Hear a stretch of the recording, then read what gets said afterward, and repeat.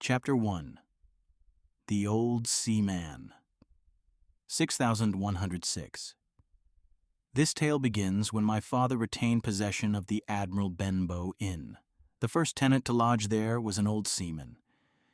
It almost seems like yesterday when the brown old seaman with the saber scar across his cheek arrived at our inn, his sea chest trailing behind him. He was a tall man with a dirty ponytail who looked rather strong for his age. The blue coat he wore was dirty too, and I recall him inspecting the cove where our inn stood as he whistled. Then he broke out into an old sea song suddenly. 15 men on the dead man's chest, yo-ho-ho, and a bottle of rum. He approached the inn and rapped on the door with the small stick he was carrying that resembled a handspike.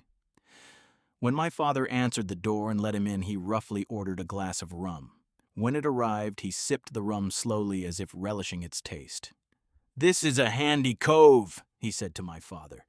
"Do you get much company, mate?" "No," my father replied. "'Till stay here for a while," the man declared. "'M a simple man," he continued. "All I'll have is bacon, eggs, and rum." Then he threw 3 or 4 gold pieces at our doorstep and announced, "You may call me Captain." We gathered from the man who had been wheeling his chest that he had been dropped at the Royal George that morning and had decided to stay at our inn, after having inquired about all the other inns in the area. The captain was usually a quiet sort of man and spent the major part of the day wandering around the cove or standing upon the cliffs, armed with a brass telescope.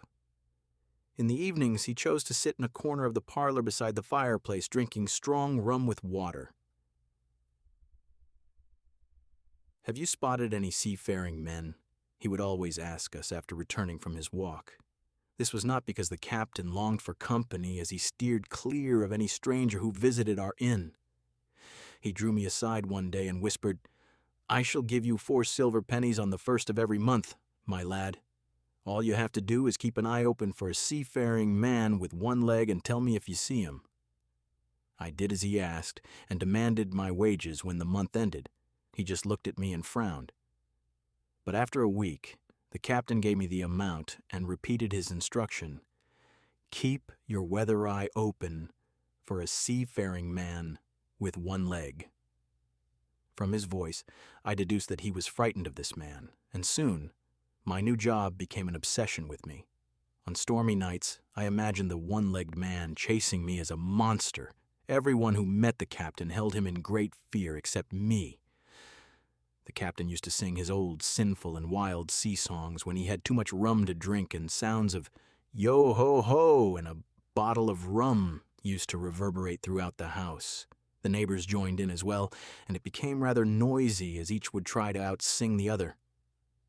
The captain was prone to narrating stories in his drunken stupor, and people were not allowed to leave till he finished, which resulted in his being hauled off to bed. His stories were scary and horrible. The language was as foul as the crimes he mentioned in his stories. "Soon, people will stop coming to our inn because of the captain," my father stated. But I begged to differ, as the captain's arrival had ushered in great excitement to our boring country life. As young men began to address the captain with strange names like True Sea Dog and a Real Old Salt. The captain saved us from financial ruin, as his stay at our inn lasted for days and then months. Even though the money he had paid as an advance had long gone, my father did not have the nerve to ask for more. When he did so, the captain would shout angrily and force him to leave the room.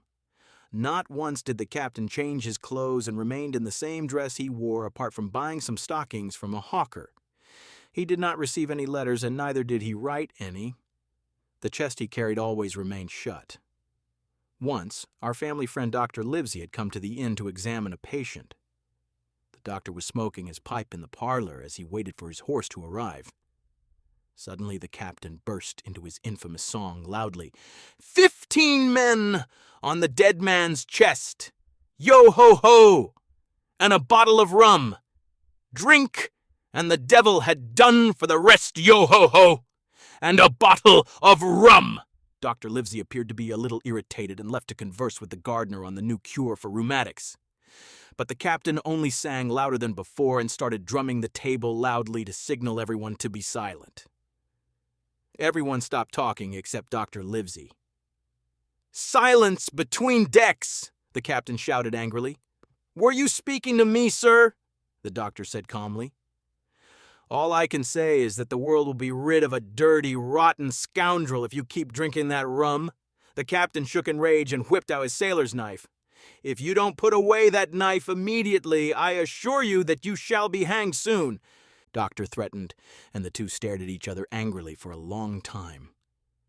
Then the captain sat down muttering to himself. "I have my eye on you," the doctor warned him. "Remember that I'm a doctor as well as a magistrate. If I receive any complaint against you, I shall kick you out of this town." The captain behaved for many days after that.